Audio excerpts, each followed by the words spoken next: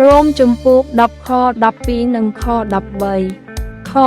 12ហើយសាសយូដានិងសាសក្រិចមិនខុសអំពីគ្នាឡើយត្បិតព្រះអម្ចាស់ដដែលនៃគ្រប់គ្នាទ្រង់មានជាបរិបូរណ៍សម្រាប់អស់អ្នកណាដែលអំពាវនាវរកទ្រង់ខ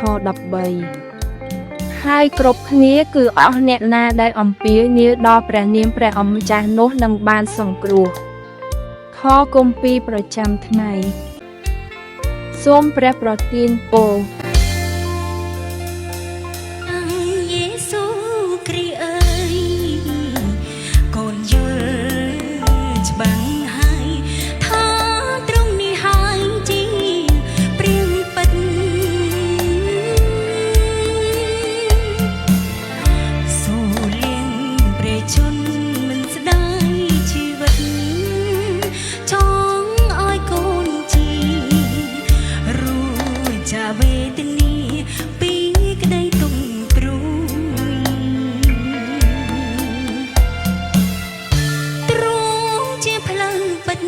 ជីវិតអកលនោមកូនទៅដល់ឈ្មោះផ្ទាល់ទៅព្រៀងបៃតាសូលៀងព្រះជន្មមិនស្ដាយសង្ខោចង់ឲ្យកូនជីរួ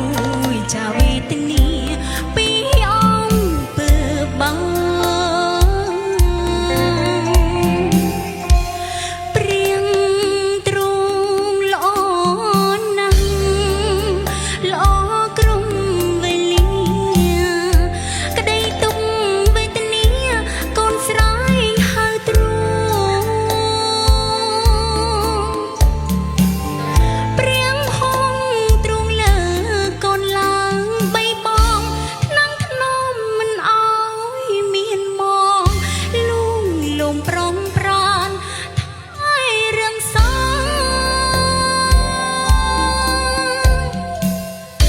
សូមព្រះប្រទានពរ